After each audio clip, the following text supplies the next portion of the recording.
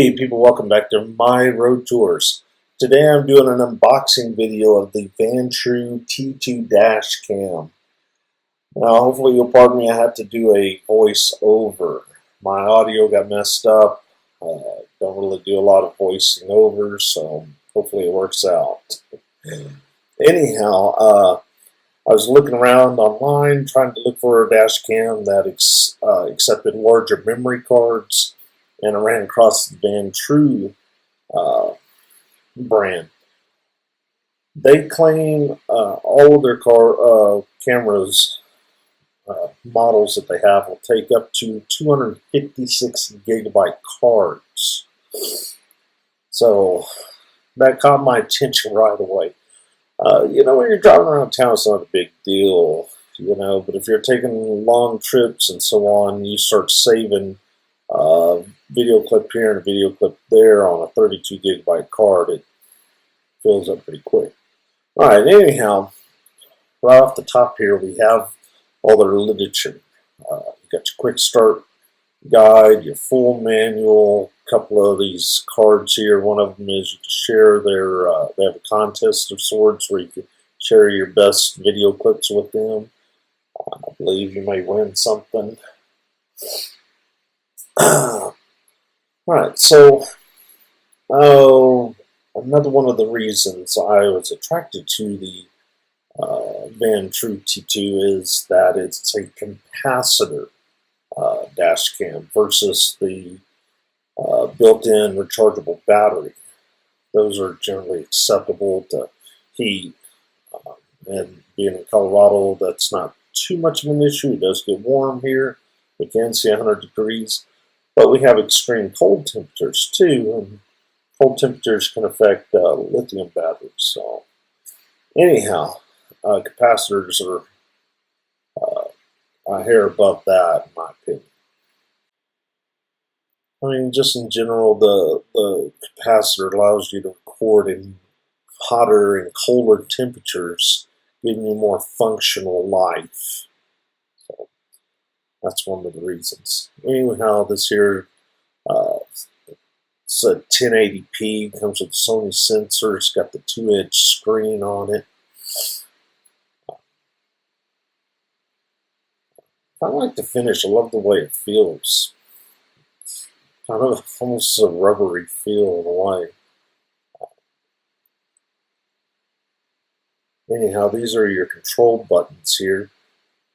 You have your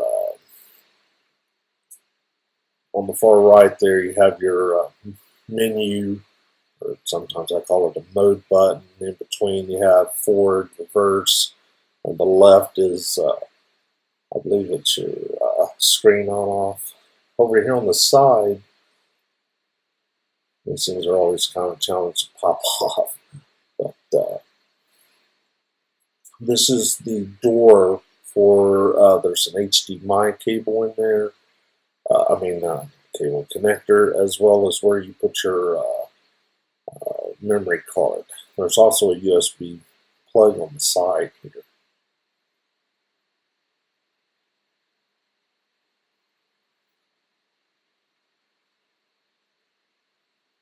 Now, I never take the little plastic cover off of the lens until I'm putting it on the windshield, mounting the camera. The two buttons on the back of the unit next to the screen, one's an exclamation mark. That's the button you hit, like if you're involved in a wreck or something important. You push that button and it automatically locks that footage. The other button is the OK button. So if you're scrolling through the menu, you push OK. If you, let's say you want to reformat the camera, you put it on yes, hit OK. Now the T2 also comes with their 24-hour waveguard parking mode, and you can have this wired up to where it's on all the time, and this particular model comes with a sensor that will detect motion. I'll show that here in a sec. There is also a GPS and speed tracking feature. You have to buy a whole separate mount for it, GPS mount. And you know, like all dash cams comes with loop recording. This one also has the G sensor, so if somebody bumps the vehicle, kicks in, and records the event. It even has time lapse recording, so I thought that was pretty neat.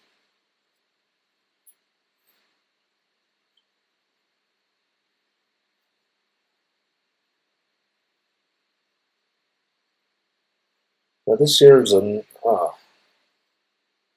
believe it's called a mini USB, but it's only about 3 feet. I'm not entirely sure what that's actually for, but it does come with a 3-footer.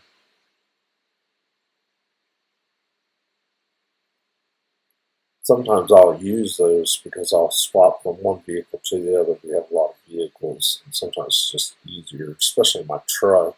But anyhow, I like how this thing is boxed. I like the packaging. It's pretty neat.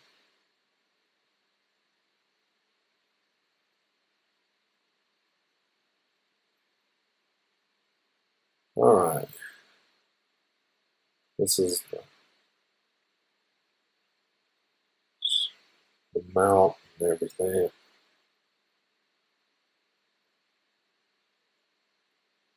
All right, now here's the actual cigarette lighter plug with a generous amount of cord where you can wrap around your windshield, the 8-pillar, back down to your console or whatever.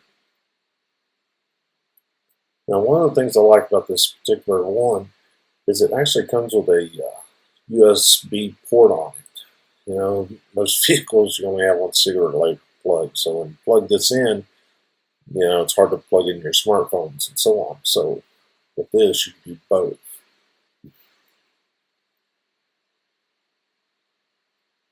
Set all that aside. Now this is the standard mount. This isn't the GPS mount.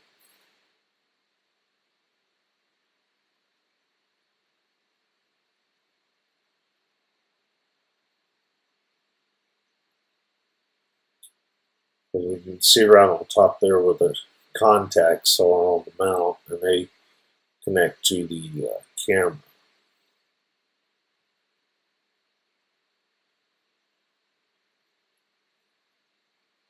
Then the little lever here to the side, that's a lock. That's where you plug in. You can plug in your GPS power to that. On this particular dash cam, you plug into, for the power you plug into the actual camera, but the mount is where you plug in your GPS, I believe. Now this lever here, that locks the suction cup into place. So you slide it to the right there, undoes it, back and forth. And it's got a ball mount here, so it's fully adjustable. Just put the suction cup where you want it, unloosen the nut, and just turn it however you want.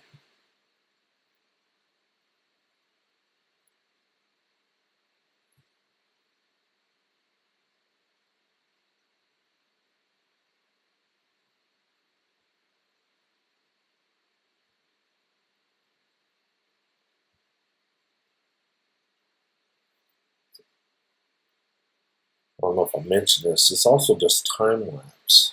So I'm kind of curious as to how well that's going to work. Plan on trying that out as well.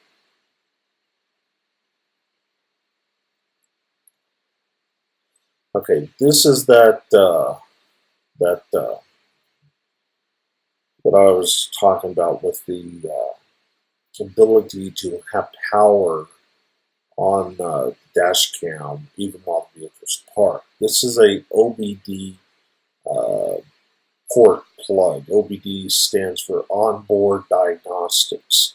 If you have a check engine light on a modern car, take it to a mechanic. He's going to plug a diagnostics scanner into this port. It's usually up underneath the steering column on your vehicle, somewhere underneath where your pedals and stuff are. Plug this into it, and then run the other end up to the mount that I talked about.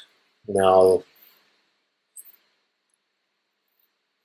this other end of this, it's self-adhesive. It sticks to the windshield, and that, I believe, it detects motion, I believe, is how that works.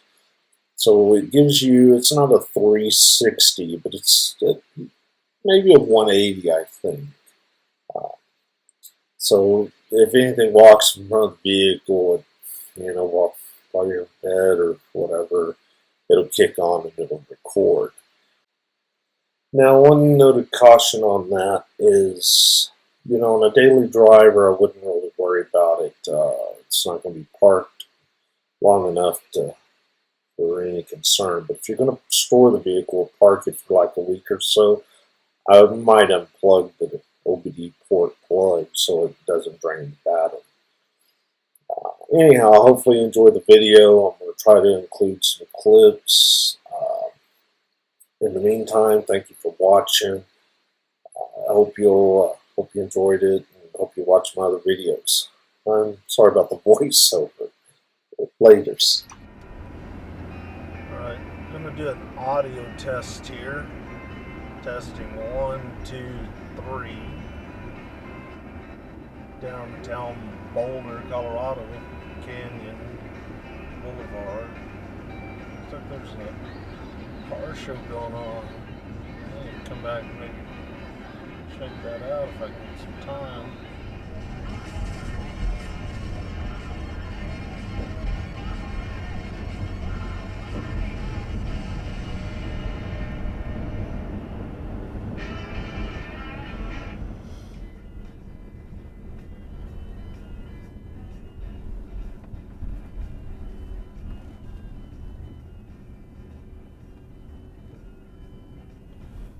Cut the high beams on because